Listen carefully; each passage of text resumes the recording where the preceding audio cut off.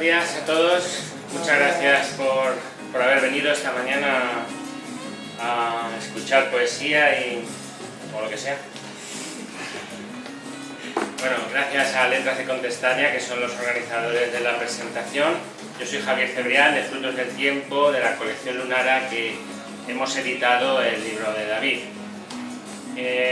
Los que conocéis a David y los que no, lo digo yo.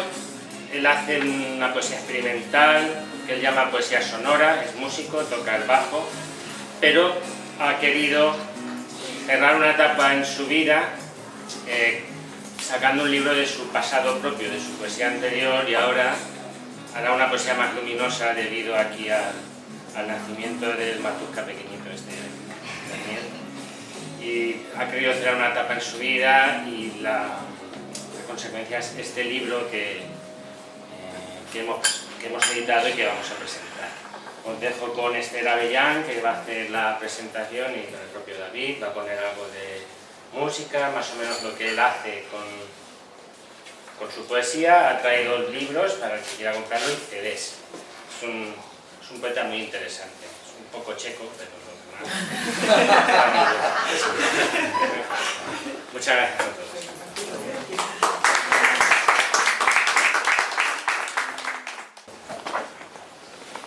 Bueno, creo que casi todos los que estáis aquí conocéis a David. A lo mejor es muy obvio hablar de que es de República Checa, tal y como ha dicho Javier. Es traductor, es intérprete, filólogo, poeta y músico, y aparte profesor de idiomas. Y bueno, después de varios poemarios en checo, pues ahora nos ha sorprendido con este poemario en castellano, que me imagino que a lo largo de la presentación nos explicará un poco el por qué ha decidido escribir en un idioma que no es el suyo materno, vamos. Hay una frase que a mí me gusta mucho del prólogo. El prólogo se lo ha hecho Antonio Zapata, de Elche, y dice que los poemas de David están cortados a cuchillo, que son duros y secos, pero que contienen la ternura y el brillo de las piedras preciosas. Hoy vamos a intentar un poquito desgranar eso, porque sí que es cierto que el primer impacto con la poesía de David puede ser un poco de esa dureza, ¿no? de esa fuerza que él tiene interna, pero sí que hay mucha esperanza y también cierta luminosidad en el paisaje que dibuja. Yo la primera vez que lo leí me pareció, pues eso, me trasladé a un paisaje un poco gris, lluvioso, con mucho cemento, ¿no?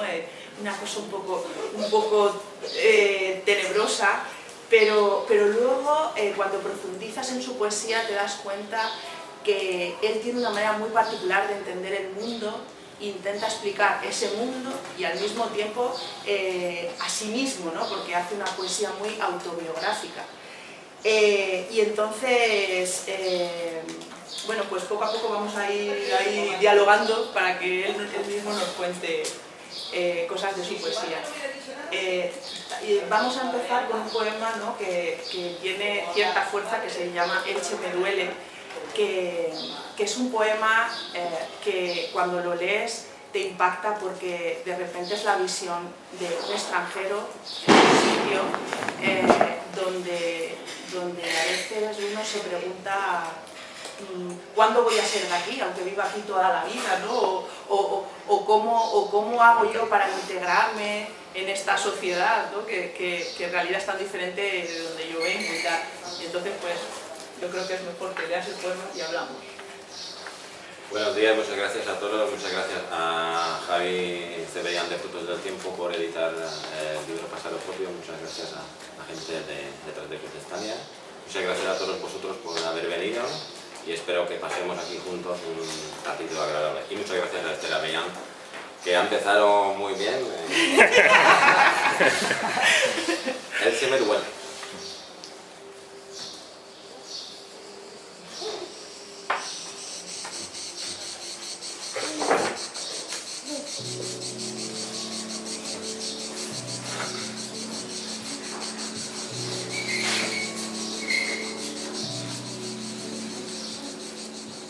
Vi cosas. Todos los días las veo cruzando las calles. A veces me llaman, a veces contesto. Poca sombra hay ahora en agosto. Lo que escribo podría ser un homenaje a Elche. Lo que escribo va a ser un poema. Un día, un poema largo. ¿Has visto las huellas? ¿Mis huellas? ¿Has visto a mi padre?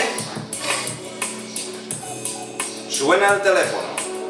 Alguien quiere hablar con alguien. Paz y humanidad.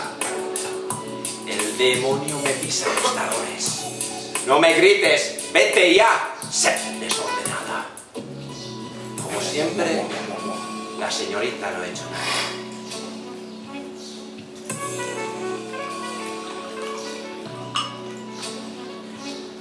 Hablan, se quejan, doblan el turno y el lápiz va y sigue deslizándose. Me han llamado, ¿saben? Tengo morados en el corazón. Hoy sabía que iba a escribir un poema, uno de los poemas largos que nunca hago. En la tele nos asustan, escupen números. ¿Qué hay detrás? Yo voy al museo. ¿Has ido tú? ¿Sabes dónde está el pueblo? ¿Sabes cómo va vestido? Vinieron ellos y pensaban, ahora pienso yo. Pienso y escribo sin escrúpulos. Hace tiempo miraba a ver si pasaba un cometa, una catástrofe.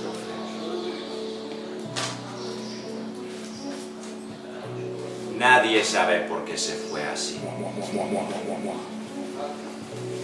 Por la calle, con la trompeta, como ahora.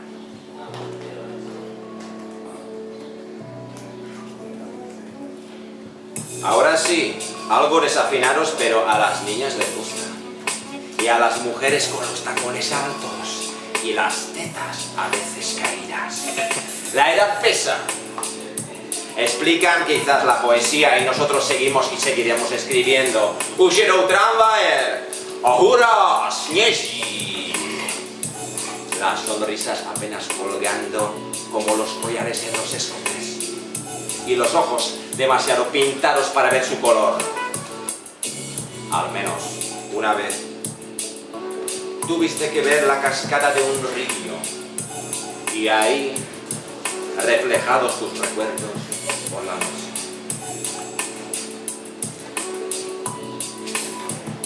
Y luego se paró. No fue un instante, pero la vida, mi vida se paró. Como si necesitara un respiro. Como si un viaje a Tabarca pudiera arreglarlo todo, pero yo no me lo creo. Queridos amigos praguenses que se nutren del mar. Está demasiado salado y a veces no huele bien. Hoy es el día de no hablar. Hoy no se habla de la causa de este sufrimiento. Ya nunca lo hablaremos. Lo sé. Calor en agosto. Elche me duele. ¿No te asomas? Media vida llevo aquí. El tiempo suficiente para ser de aquí para la gente de ahí y poco tiempo para no ser de aquí para la gente de aquí. Me duele mucho. Y las chicas son de cera. Se derriten sus piernas de chocolate. Me miran los demás y quieren ver una paloma blanca volando. Y yo bebo mis cervezas, contigo o sin ti, una y otra vez. Elche me duele.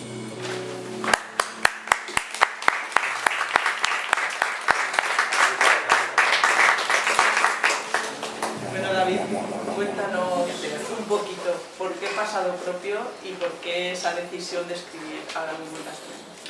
La decisión de escribir en castellano no se trata de una decisión, más bien de una necesidad, porque si uno cabalga entre varios idiomas, a la hora de crear, opta, o bueno, decide el idioma en el que escribas.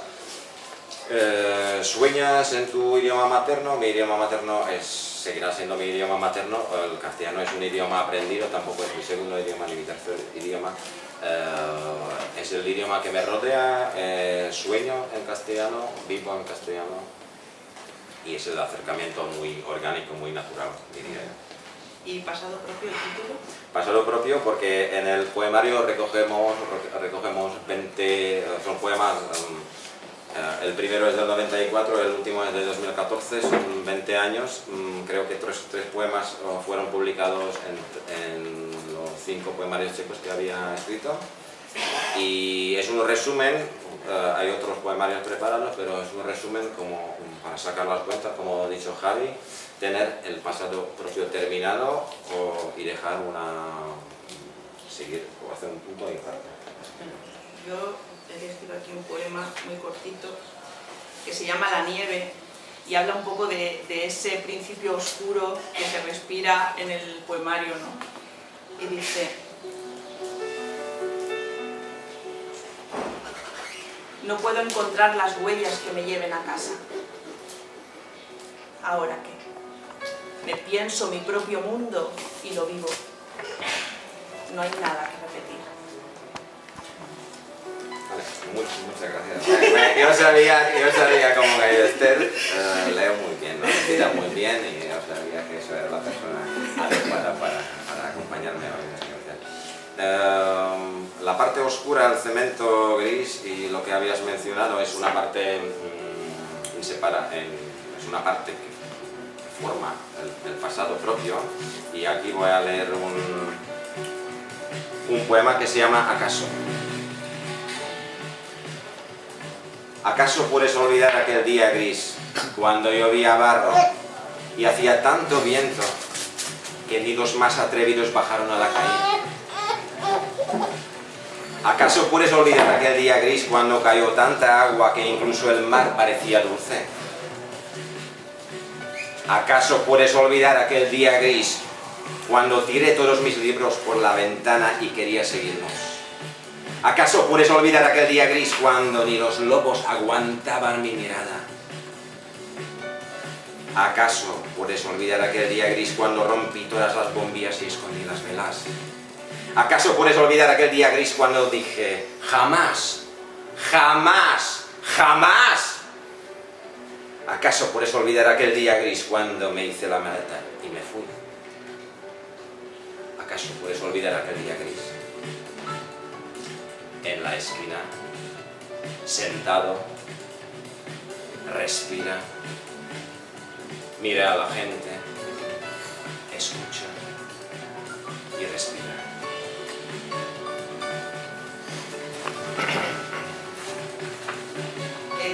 Vamos a hablar un poquito de las imágenes de David. David yo creo que tiene un mundo muy particular donde él habita como poeta, ¿no? Un mundo que mezcla mucho la realidad, la cruda realidad, con lo onírico, con lo que él sueña, con lo que él siente y en ciertos momentos ya no solo los poemas, sino cuando a él lo escuchas, ¿no?, recitar, te puede hacer sentir un poco de claustrofobia incluso, ¿no? Te sientes un poco agobiado por el mundo que nos rodea, ¿no? Él observa y está, pero sin estar. Es como que de repente se pone como observador, pero no puede desvincularse de lo que tiene enfrente, ¿no? Yo, cuando lo entrevisté para la radio, le hice una pregunta que hoy quiero volverte a hacer parecida, para que nos expliques un poco. Tú, a través de la poesía,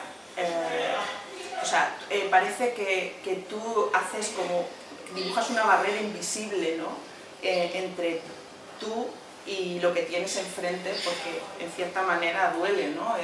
Entonces, la poesía es una manera de romper esa frontera invisible o de crearla para protegerte.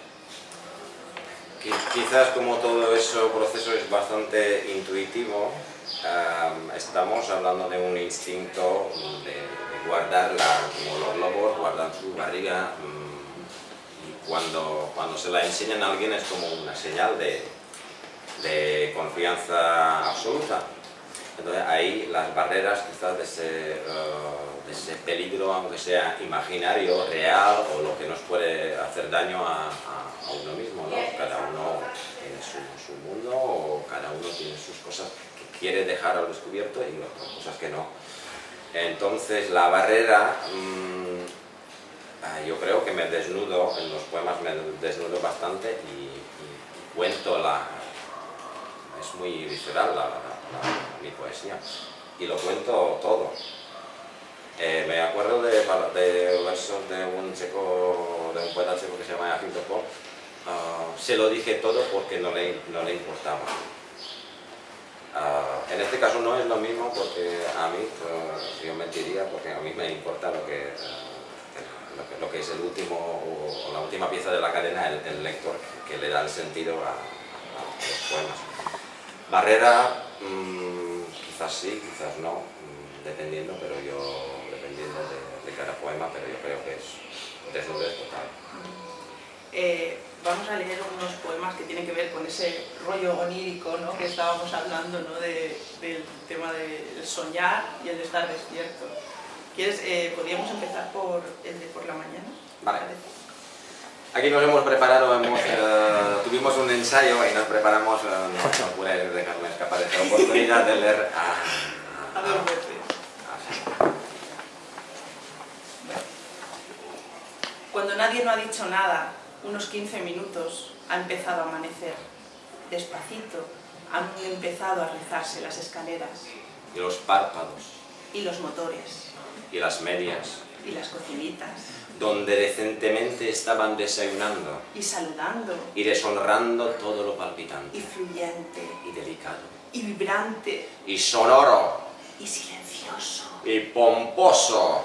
Y cortado. Y exterminado. Y manchado. Por la mañana.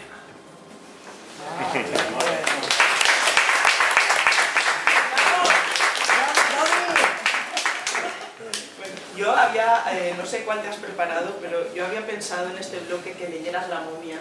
No sé si te lo has traído, porque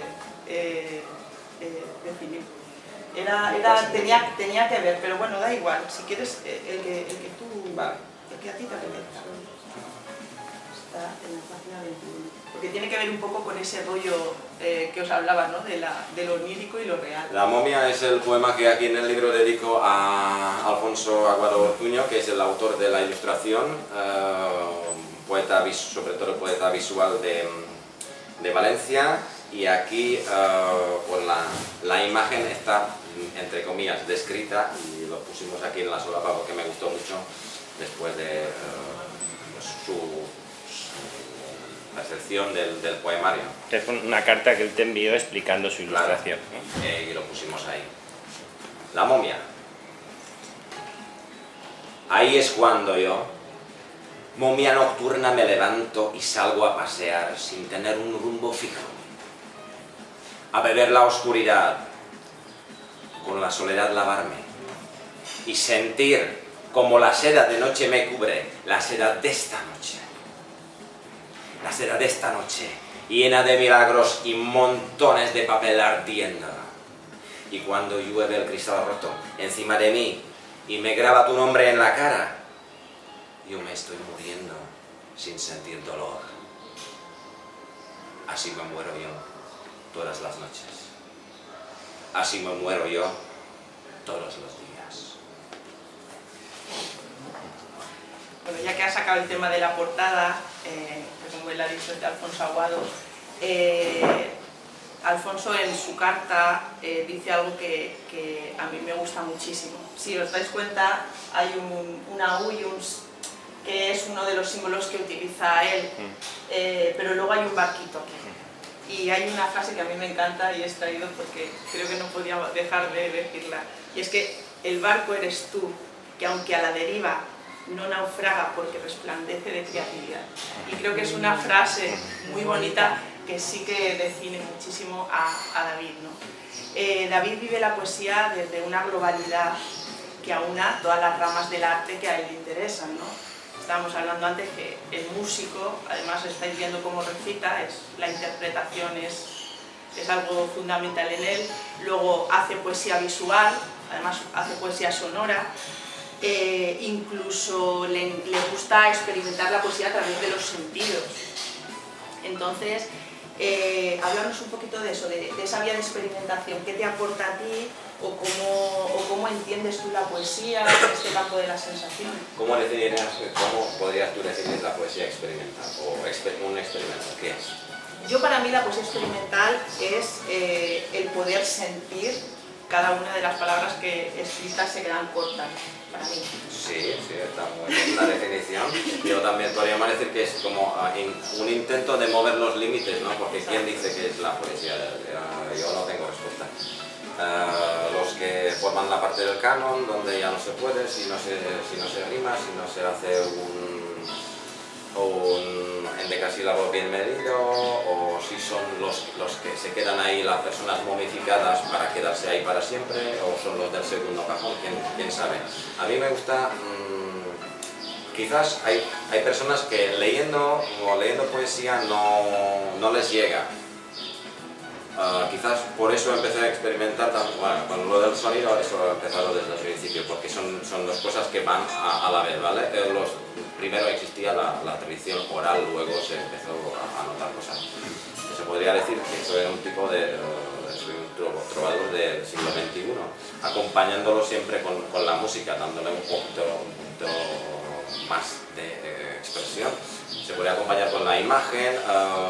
En la presentación de ese libro en Elche la semana que viene vamos a incorporar un rincón con la poesía táctil, un rincón con la poesía olfática y un rincón con la poesía gustativa, que es lo que siempre he querido hacer. No sé si alguien lo había hecho antes, pero es como mover un poquito los límites y dejarles a los que no es lo suyo leer los versos y entenderlo, dicen, yo no entiendo de poesía. Pues nada, tócalo, huélela, escúchalo, léela. Él es músico y tiene una manera para mí también de componer muy curiosa, que es a través del bajo. O sea, siempre hablamos de que la poesía tuya tiene un ritmo, ¿no? Y él ha elegido el bajo como ese ritmo de creación. Háblanos un poquito de cómo escribes o la relación que tiene el bajo en el ritmo de tus poemas. El bajo es un instrumento que une la parte melódica con la parte rítmica en cualquier conjunto musical. Es decir, que primero hubo ritmo, ¿no? Tenemos cada uno, si escucha bien el ritmo de su corazón. De hecho, en el CD Soñé la mayoría de los temas van a 65 beats por minuto, que es el tiro más o menos de mi corazón, de la mayoría de la gente. Y luego le ponemos la parte melódica. A veces surge la palabra con el ritmo, con el bajo. Me resulta muy cómodo trabajar de esa manera paralela, con el instrumento y con la palabra, aunque es verso libre. Mi acercamiento al castellano es distinto al vuestro, diría. Yo me puedo permitir muchas cosas, no es mi idioma materno, yo lo veo de otra manera, yo no lo trabajo como vosotros, como los poetas hispanohablantes. Yo puedo hacer lo que me dé la gana, yo me siento más libre. Es una ventaja para mí jugar con el castellano, porque no es mi idioma materno. Yo le puedo dar más vueltas a lo que no le hubiese ocurrido a un nativo. Es una ventaja con la que juega la gente que domina más idiomas. ¿Qué voy a decir? ¿Que balbuceo en castellano? Vale. Sí. Bien, podría aprender, estoy aprendiendo todos los días, pero esto es una ventaja. Yo lo veo para mí como una ventaja enorme a la hora de escribir. Bueno, pues yo creo que podemos hacer una experimentación sencilla. Vamos a leer un poema colectivo. Aquí hay gente preparada, ¿verdad? Más o menos nadie sabe realmente qué es lo que va a pasar. El poema se llama Nunca Visto. También la interpretación depende de cómo quiera el poema, cómo termine, cómo lo percibamos. Entonces, aquí yo he repartido los 8 versos. Es un poema cortito, ¿vale? Nunca visto. Y yo cuando levante la mano y enseñe el número 1, la persona que lleva el verso número 1 se levanta, lee el verso, se sienta. Cuando enseño el número 2, la persona que lleva... Y así vamos a escuchar el poema que tiene 8 versos, ¿vale? Nunca visto, queda clarísimo, así que ya veremos el nunca visto.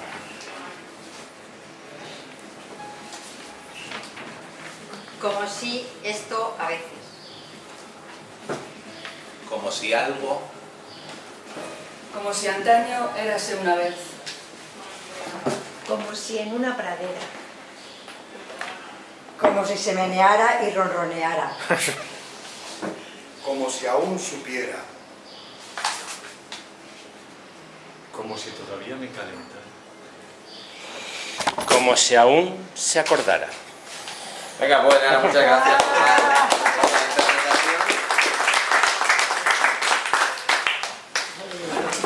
Yo creo que ahora nos podrían leer otro poemita. David, pondrás algo de Matusca, ¿no? Algo de algún disco. Sí. Ahora hablaremos de Matusca. Vale. Como si todavía me calentara, joder. Bueno, pues antes de... Hay un elemento en tu poesía que es la ironía y el humor, que quizá lo utilices para poder decir cosas muy gordas, ¿no? Que de otra manera a lo mejor no dirías. A ver, cuéntanos, ¿esa ironía es diversión a la hora de crear o es una herramienta? No vamos a quedarnos en temas académicos o las influencias, pero quizás la poesía experimental de la rama austríaca, Christian Morgenstern, Hans Hartmann, Ernst Jandl, sobre todo Ernst Jandl, que yo lo iba mamando desde bien pequeño, y la tradición de audiolibros, de lectura en la radio, en mi país natal es muy importante, y yo de niño escuchaba los libros leídos por los actores. A mí siempre me encantaba, a mí me regalaban mis hermanos LPs con los libros leídos y yo me lo ponía antes de dormir, y a mí ese tema me encanta. Poesía experimental, siempre a través de lo que has dicho tú, de una parte que quizás podría ser divertida, lo es, porque ¿por qué no podría ser divertida la poesía, no? Y para alguien nos va a decir que eso no es poesía, eso no es nada, pues nada, que lo diga, adelante. Y aquí con 5 palabras os vamos a decir algo, intentaremos deciros algo, 5 palabras. De la palabra siempre tengo miedo. Tengo miedo de la palabra siempre. Siempre tengo miedo de la palabra. Siempre tengo la palabra miedo. Del miedo siempre tengo la palabra. La palabra.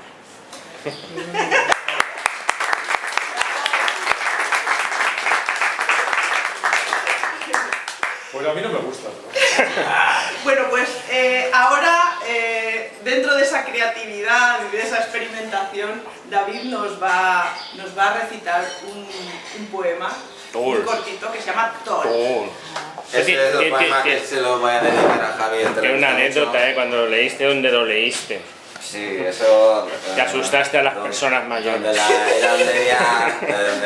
En el casino de aquí fue, ¿no? Sí. No, en el Ateneo. En el Ateneo, la gente Se asustó la gente. años más. Gente que tomó pastillas y todo esto. Oh. Sí, estaban asustados, ya no puedo aquí un poquito.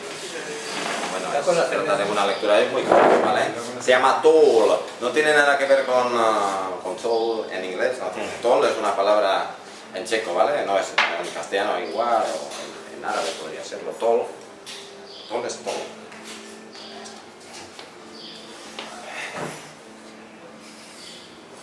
Toll.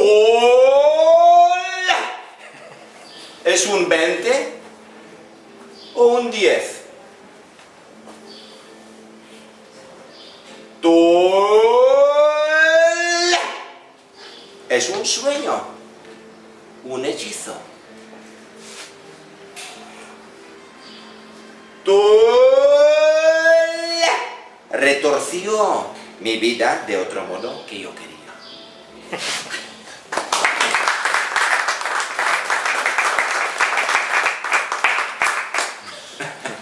Bueno, a ver, aparece en toda su poesía una disyuntiva que es la locura y la cordura, ya lo habéis visto. Y entonces hay un poema que a mí me gusta mucho, que es Locura, que os voy a leer ahora, que sí que habla un poquito de esa filosofía que él tiene, de alguna manera, de que no se sabe muy bien que si los cuerdos son los locos o los locos son los cuerdos, ¿no? Algo así. Entonces hay un poema que se llama Locura, que os voy a leer. Cuando desde la ventana colgué la bandera de un país que nunca ha existido, dijiste que era un loco. Tú misma lo eres. Además, te tengo que decir una cosa. Naciste en el manicomio, vives allí y allí también morirás. Tus padres te lo ocultaban, como a ellos se lo habían ocultado los suyos. ¿Me consideras un cara dura porque soy el primero que se ha atrevido a decirte? Que sepas que yo inventé una sustancia que lleva tu nombre. La llamé extraceña. ¿Que no te llamas así? ¡Cállate de una vez!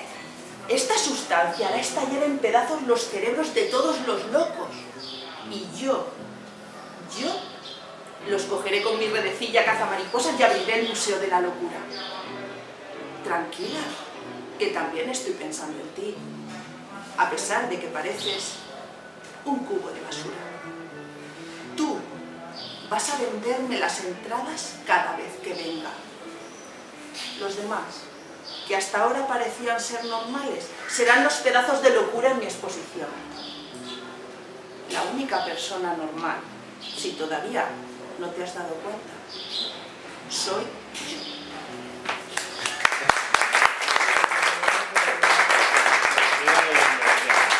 Que siga leyendo ella. Bueno, a ver, ¿tú vas a leer el poema Soñé? Sí, tenía preparado. Que está dentro un poquito de este rollo experimental del que estamos hablando. Ya se ha quedado, se ha despertado. El poema Soñé, que le da el título a un CD, el penúltimo de Matuszka Projekt.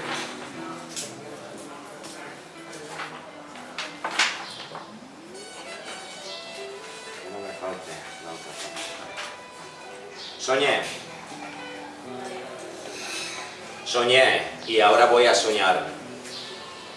Voy a soñar con las cadenas de oro y los brazaletes oxidados.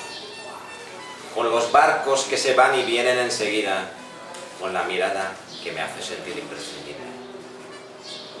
Sueño con los mensajes en las paredes. Sueño con las respuestas de mi madre. Sueño con los amigos que tocaban el mismo instrumento. Sueño con las serpientes de tus mentiras que me lanzaste a distancia. Sueño con los viajes hacia el mar. Sueño con las olas tranquilas tragándome el sol en las últimas franjas de septiembre.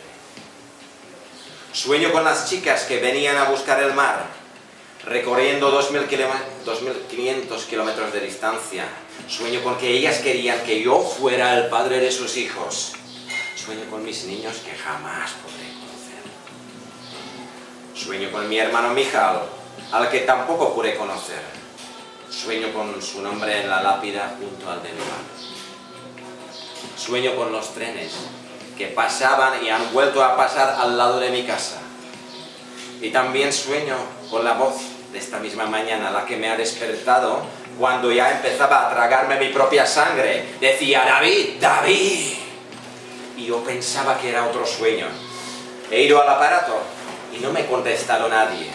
Y lleno de sudor pensaba: sabe de mí, claro, pero ¿cuándo vendrá y me llamará? Bueno, entre tantas sombras, ¿no?, que se dibujan en la poesía de David, también hay mucha luz.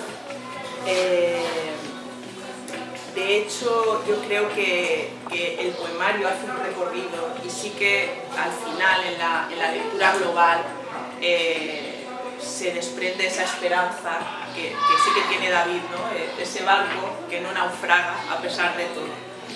En el prólogo Zapata decía que parecía la felicidad un poema imposible para David. Yo ahora le voy a preguntar eso, ¿es la poesía un poema imposible para David? Yo creo que no. ¿Qué va? Si eso es felicidad escrita y descrita, ¿no? La felicidad está ahí. Siempre hay muchas sombras, hay mucha oscuridad, pero siempre hay una luz ahí en el fondo del túnel, porque eso, si no, sería muy mal principio sin tema.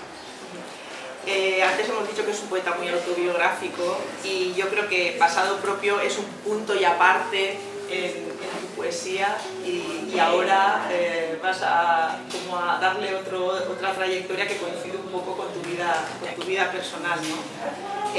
Háblanos un poquito de eso, ¿no? de esa necesidad de sentir la poesía de otra manera. Hubo un momento importante de mi vida cuando pasé una enfermedad y me tuve que alejar de todo lo que formaba mi pasado. Parecía una tarea muy difícil. Uno cuando está metido en la sombra, cuando uno lo está pasando realmente mal y lo único que nota es dolor por la mañana, dolor por la tarde y dolor por la noche, desesperación. Tiene que hacer o pasar un milagro o hacer algo para... Bueno, los milagros pasan, creo yo, pero hay que ir a buscarlos y hay que trabajar para que el milagro se haga, que es lo que me pasó a mí. Le di la vuelta a todo, lo cambié todo y gracias a ello pude solucionar lo que estaba dentro de mí y lo que cambiando países, trabajos, mujeres, drogas, daba igual porque se quedaba ahí.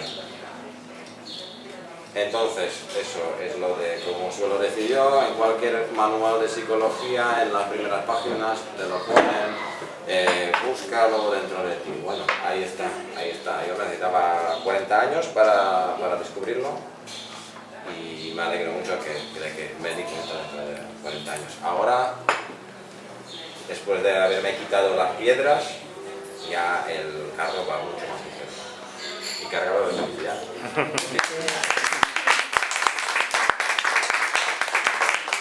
Voy a leer un poema, hemos elegido... ¡Guapo! Me cago en la leche. ¡Guapo tú!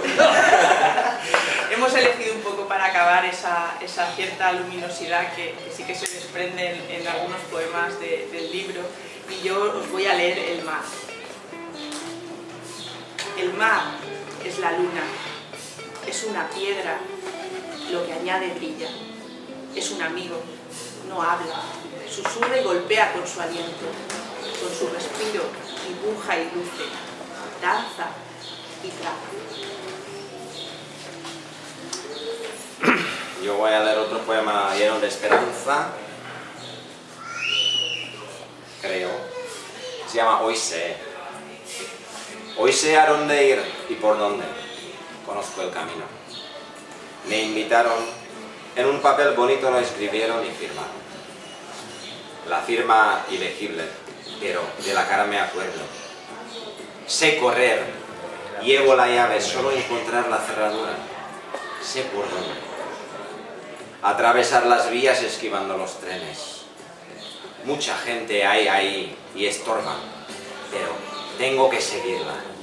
Me explicará el amanecer y por qué mi sangre está hirviendo y por qué no puedo pasar una sola página sin rozarme con la muerte. Acaríciame y diles a todos los demás que olvidé. Llévame al parque, te abrazaré. Un árbol abrazaré, por favor. Otra vez amanece y el miedo del día se convierte delante de mis ojos en lágrimas.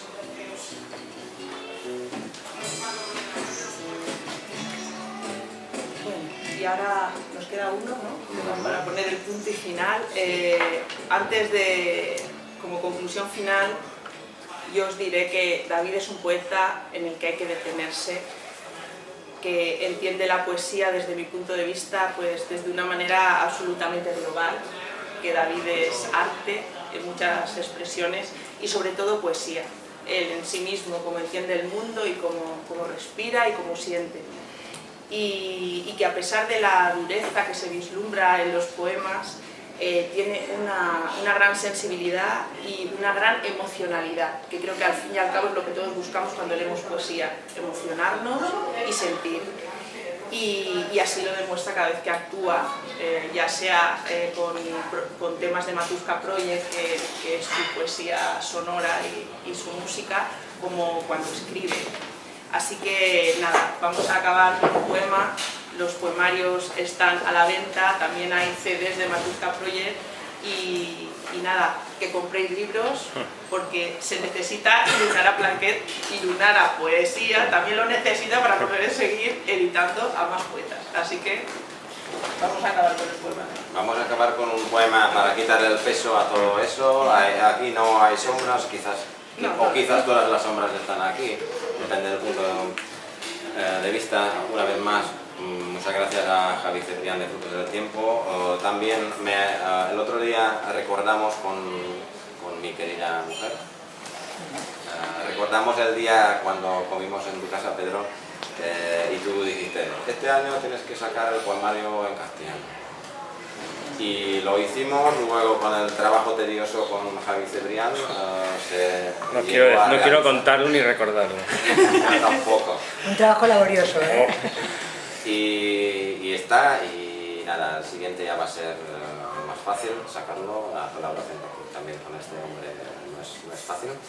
Y muchas gracias a la gente, como Trate Contestania, la gente de Conectados en la Noche, Bego y Esther, que dedican su tiempo libre a ese tipo de eventos, a la cultura en concreto, a la poesía, porque ahí no hay nada a cambio, simplemente la satisfacción personal, que a veces es grande, a veces nos quedamos y ver un evento relacionado con la poesía y que vaya más de 10 personas, eso ya es un lujazo. Así que terminaremos con el poema que se llama ¿Qué y quién?, que es un poema metapoético.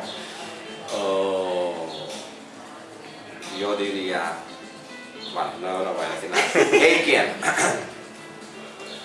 ¿Qué es la poesía? ¿Qué es un poema? ¿Quién soy yo? Yo soy un poema. Yo soy el poema. Yo soy este poema. ¿Quién soy yo? Yo soy yo. Digo, Pero, ¿qué quieres decir? no sé. Solo escribo. No soy Quevedo. No soy Shakespeare. No escribo sonatos. Entonces, ¿quién eres? Yo soy yo. Tú eres tú. Yo soy yo. Pero, ¿quién soy yo? Yo soy este poema. ¿Soy tú? Soy nosotros. ¿Soy vosotros? Soy una vena en mi pene. ¿Soy? ¿Soy mi propio ombligo? Soy la huella de un pie en la playa. ¿Soy el que engulle? Soy el que defeca. ¿Soy mi madre? Soy mi padre. ¿Soy un tren? Soy la nube. ¿Soy? Soy. ¿Quién soy yo? Yo soy yo, digo. Soy lo que escribo. Soy este poema. Muchas gracias.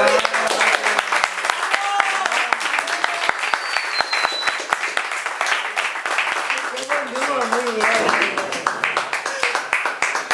Estás ahí dándote el sol, pobrecita. Estamos ahí, nos da el sol.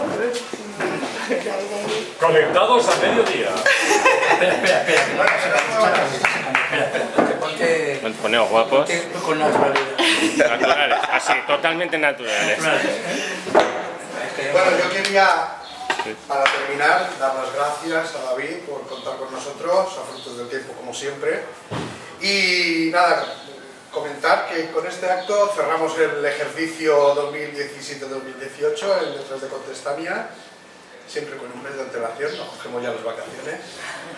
Y nada, os esperamos el año que viene con lo que tenga que venir, que seguro que será muy bueno. Bueno, y que tú presentas libros, ¿eh? Ya, pero, Bueno, eso, pero no, eso no será con Letras de Contestania. No has pillado, Javier.